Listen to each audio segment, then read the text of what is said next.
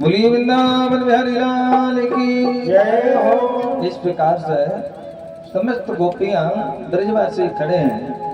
ठाकुर जी की सखा तो साथ में जा रहे हैं, नंद बाबा भी जा रहे हैं। गोपियों को भगवान ने समझाया, देखो हम ज्यादा समय नहीं लगाएंगे, मेला देखने के लिए मामा के यहाँ जा रहे हैं। मामा जी के यहाँ, मामा जी के यहाँ से रथ आया है, आज जा रहे हैं, कल वापस, कल मेला देखेंगे और परसों आ जाएंगे। मानो आज गोपियों ने कहा जब इसकी ही इच्छा है जाने की, तो फिर अपन मना क्यों करें? इसको आनंद मिल रहा है जाने में, तो इसको विदा करो, जाने दो। लेकिन याद रखना, जो आपने वादा किया है ना, परसों आ जाएंगे। गोपियों ने विदा आज किया कृष्ण बलराम को। अब रथ आगे बढ़ने लगा। जैसे ही शनै शनै रथ आगे बढ़ा, गोपियां उसी रास्ते पर खड़े रहे, ब्रजवासी उसी रास्ते पर खड़े रहे। ठाकुर जी का रथ आगे है, पीछे नंद बाबा भी जा रहे हैं, ग्वालवाल भी जा रहे हैं साथ में। ब्रज की गोपियां ब्रजवासी भागे नहीं, जब तक रथ दिखता रहा तब तक नहीं भागे। वो जब तक रथ से उड़ती हुई धूल दिखती रही तब तक भी नहीं भागे, उसी रास्ते को निहारते रहे। अब जाकर के रथ मथुरा में विश्राम घाट पे पहुंच गया।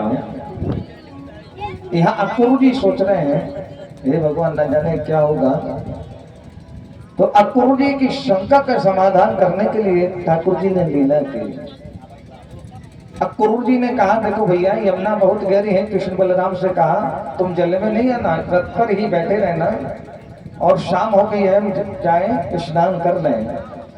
तो रथ पर कृष्ण बलराम को बैठा दिया और अक्रूर जी यमुना जी में स्नान करने के लिए उतरे।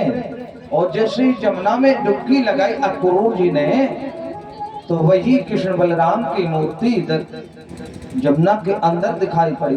झटपटा के अक्रूर जी महाराज ऊपर आए, ऊपर देखा तो वही छवि कृष्ण बलराम रथ के ऊपर बैठे भी दिखाई दिए। समझ गए कि कंस कुछ बिगाड़ नहीं सकता। इस प्रकार से धीरे धीरे धीरे भगवान अब मथुरा नगरी में प्रवेश कर रहे हैं। मथुरा में अंदर प्रवेश कर रहे हैं। यहाँ कंस ने कह दिया था, सभी को बोल दिया था, कृष्ण बलराम का कोई स्वागत न करे, कोई सम्मान न करे। कंस से तो भयभीत सभी थे, लेकिन भगवान के जो भक्त थे, जिनको पता चला, मथुरा वासी को जब पता चला कि कृष्ण बलराम ब्रज से यहाँ मथुरा में आए हैं, तो उसी प्रकार से दौड़ लगा दी। किस प्रकार से? जब पता चला था मिथिला वासियों को कि राम लक्ष्मण मिथिला के दर्शन करने के लिए आए हैं, तो सब भागे। बाबा मानस में संकेत कर रहे हैं, देखने नगरा। जब मिथिला की नारियों को पता चला, तो जो जिस अवस्था में थी सब भागे। कैसे भागे? उनको पता चला कि देखने नगरा भूपेश आए, समाचार पूरी बात पाए। देखने नगरा भूपेश आए, समाचार पूरी बात देखने नगरा भूपेश आए, समाचार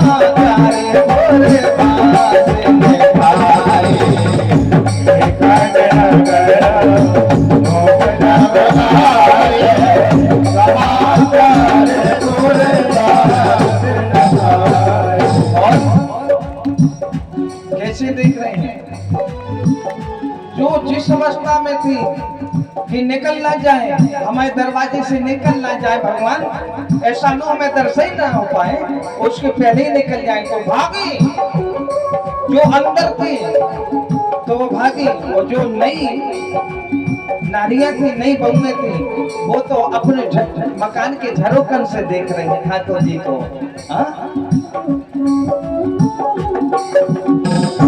धाये धाम,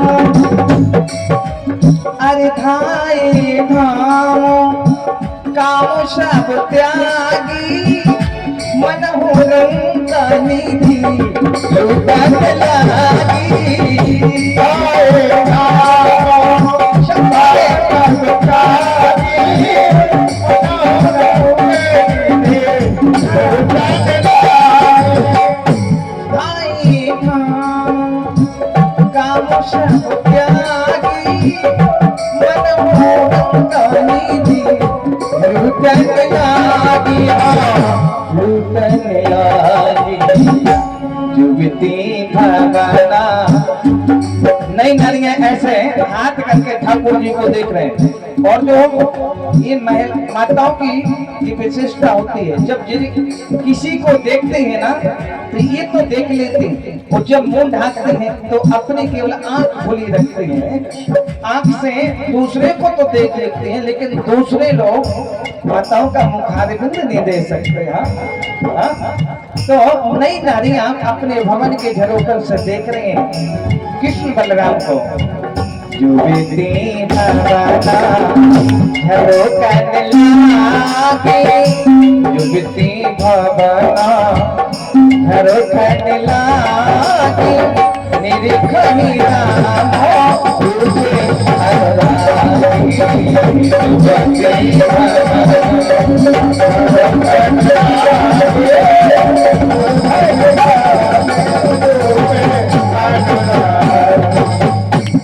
इस प्रकार से महाराज भगवान का जो दर्शन कर रहे हैं वो समझ लो सोच रहे हैं कि आज हमारा जीवन धन्य हो गया, मनुष्य रूपी देह धन्य हो गए। भगवान धीरे धीरे वही आगे बढ़ते जा रहे हैं। नंद बाबा से कहा, बाबा अक्रूर ने कहा बाबा से कि आपके लिए स्थान यही अच्छा है, आप कृपा करके गाड़ियों को यहाँ ढील लीजिए, यहीं रुक जाइएगा। और नंद बाबा से जब ये बात अक्रूर ने कही, बोले हम इनको मेला घुमा दें। अक्रूर जी यहाँ कह रहे हैं नंद बाबा से, बोले आपका मन न लगे तो हम भी आपके साथ में हैं। कृष्ण बलराम ने कहा काका अक्रूर से, काका हम घूम आएंगे अपने मन से, आपको थोड़ी बाबा के साथ में रहना है, बाबा के साथ में रहो, हमारे साथ में ग्वाल वाले हैं, हम जाकर के इनके साथ में मेला घूम लेंगे। अब जाकर के भगवान कृष्ण बलराम आगे बढ़ रहे हैं, धीरे धीरे आगे बढ़ रहे हैं। तो रास्ते में मिले एक धोबी मामा मिले, जो कंस के वस्त्रों को रोज नित्य प्रति धुलते थे और प्रेस करके सुखा के प्रेस करके नित्य प्रति कंस के दरबार में ले जाते थे। राजसी वस्त्र लेकर के वो धोबी मामा आए। धोबी मामा से कन्हैया ने कहा, कन्हैया से ग्वाल वालों ने कहा, देख कन्हैया देख तेरे मामा के यहाँ आए हैं और यहाँ पे तो देखो कितने चमकीले चमकीले लोग फिर रहे हैं। हाँ? और कन्हैया ऐसे में हम ग्वाल बाल बने ठीक नहीं लग रहे हैं, कृपा करके हमारे लिए वस्त्रों की व्यवस्था करो, वस्त्रों की व्यवस्था। कन्हैया ने कहा कहाँ से वस्त्रों की व्यवस्था कहाँ से करें बताओ, ये मामा का घर है, वो मामा के स्वभाव को तुम नहीं जानते, हम जानते हैं और पहली बार आए हैं। ब्रजवासी ठाकुर जी के सखा बोले तो तभी तो हम कह रहे हैं कि पहली बार तुम्हारे मामा कहते आए तो तुम हमारी व्यवस्था करो, हमारे मामा कहते चलो तो हम तुम्हारी करें। वस्त्रों की व्यवस्था करो पहनने की, हमें ऐसे अच्छे नहीं लग रहे, कुछ कर अभी इंतजाम कर वस्त्रों का। देख तेरे मामा के यहाँ आए हैं और ऐसी दशा में हम घूमेंगे, मेला घूमेंगे, अब नहीं घूमेंगे, जल्दी से आप भी हाल व्यवस्था करो। ग्वाल वालों ने कहा तो ठाकुर जी ने कहा थोड़े चुप तो जाओ, व्यवस्था